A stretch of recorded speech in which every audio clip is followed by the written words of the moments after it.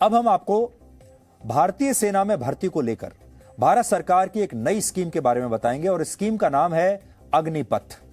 इस नई योजना के तहत अब 17.5 साल से लेकर 21 साल तक के युवाओं को सिर्फ 4 साल के लिए सेना में भर्ती किया जाएगा और इन्हें अग्निवीर का नाम दिया जाएगा।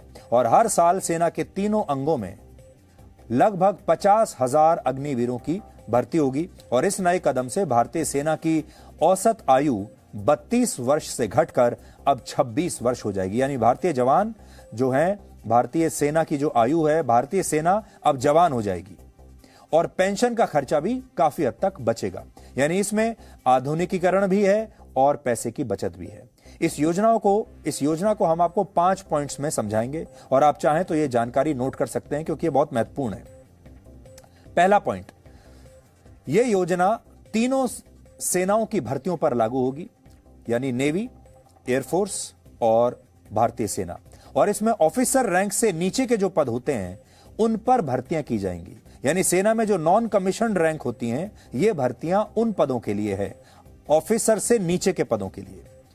दूसरा पॉइंट यह है कि 17.5 साल से लेकर 21 साल तक के युवा इन भर्तियों के लिए आवेदन कर सकेंगे और इस प्रक्रिया के दौरान जिन युवाओं का चयन होगा वो सिर्फ 4 साल तक भारतीय सेना में अपनी सेवाएं देंगे। यानी सेना में अब जो नौकरी होगी वो सिर्फ 4 वर्षों की होगी और इन 4 वर्षों में शुरुआत के 6 महीने उन्हें ट्रेनिंग दी जाएगी और बाकी के 3.5 साल वो सेना में अलग अलग पदों पर और अलग अलग जगहों पर अपनी जिम्मेदारी निभाएंगे। और जब 4 वर्ष पूरे हो जाएंगे तो इन सैनिकों को रिटायर कर दिया जाएगा।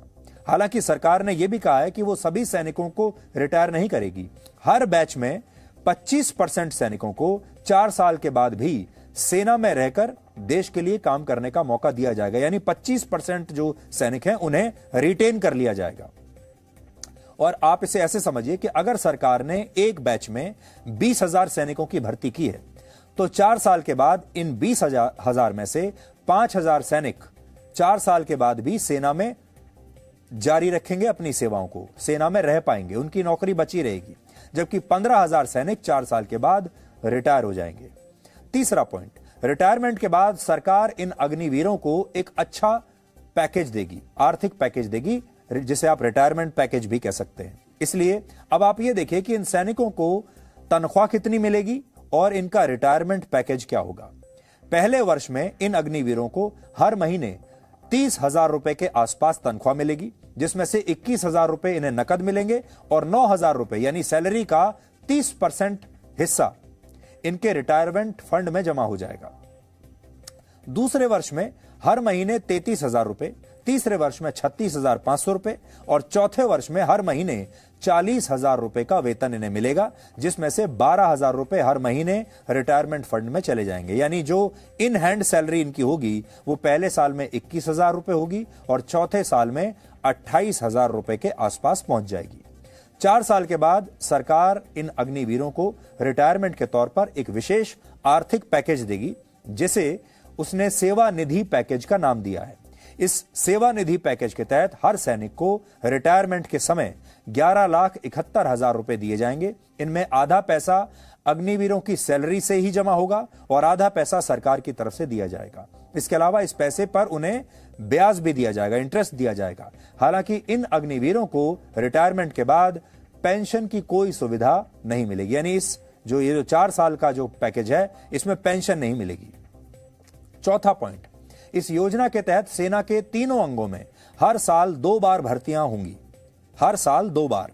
और इस साल सरकार ने 46,000 अग्निवीरों की भर्ती का लक्ष्य रखा है और अगले वर्ष से लगभग 50,000 भर्तियां हर वर्ष होंगी। अभी सेना के तीनों अंगों में नॉन कमीशन रैंक्स जैसे हवलदार, नायक और लांस नायक जैसे 1,25,000 पद खाली पड़े हुए हैं। हालांकि इनमें कुछ पद जूनियर कमीशन ऑफिसर्स के भी हैं। इसके अलावा कमीशन ऑफिसर्स के लगभग 10,000 पद सेना के तीनों अंगों में इस समय रिक्त पड़े हुए हैं, जिन्हें सरकार ने अगले कुछ वर्षों में भरने का लक्ष्य रखा है। कुल मिलाकर अगर आप देखें तो भारतीय सेना में इस समय लगभग 1.5 लाख वैकेंसीज हैं। इस समय भारत के पास दुनिया की दूसरी सबसे बड़ी सेना है।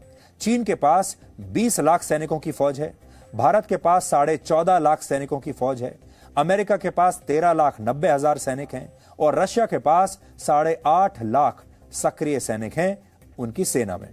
सरकार ने यह भी कहा है कि वो इन अग्निवीरों को एक खास सर्टिफिकेट भी देगी, जिसके आधार पर उन्हें अपना कारोबार, अपना बिजनेस, अपना काम शुरू करने के लिए बैंकों से बहुत आसान शर्तों पर लोन भी मिल जाएगा, अगर वो इस सर्टिफिकेट को दिखाएंगे। इसके अलावा प्राइवेट क्षेत्र में भी उन्हें आसानी से इस सर्टिफिकेट के बाद नौकरियां मिल जाएंगी। और आखिरी पॉइंट ये भर्तियां ऑल इंडिया मेरिट बेसिस पर होंगी। अब तक सेना में अंग्रेजों के जमाने का एक रेजिमेंट सिस्टम चला आ रहा था, जिसके तहत जाति और क्षेत्र के आधार पर सैनिकों की भर्ती हुआ करती थी, जैसे Maratha regiment, Jat regiment, Sikh regiment, Gorkha और राजपूत रेजिमेंट भारतीय सेना में है। ऐसी बहुत सारी रेजिमेंट्स हैं। अब तक इन रेजिमेंट्स में भर्ती के लिए जाति और क्षेत्र को महत्व दिया जाता था, लेकिन अब यह बंद हो जाएगा।